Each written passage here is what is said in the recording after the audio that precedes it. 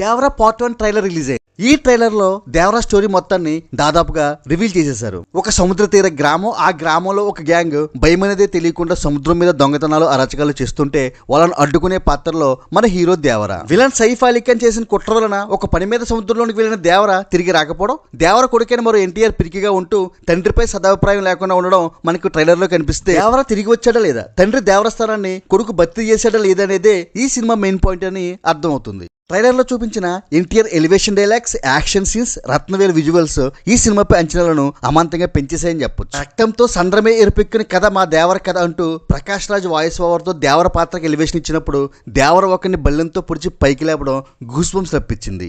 ఈ cinema trailer ending shot అయితే super. Shark తో కలిసి ఎన్టీఆర్ సముద్రంలోంచి పైకి లేచే సీను ఈ ట్రైలర్ కే హైలైట్ గా నిలిచింది. టోటల్ గా ఎక్కువ యాక్షన్ సన్నివేశాలతో నిండిపోయిన ఈ ట్రైలర్ ఒక హై వోల్టేజ్ యాక్షన్ డ్రామాను చూడబోతున్నామని ఫీల్ అయితే కలిగించింది. మాస్టర్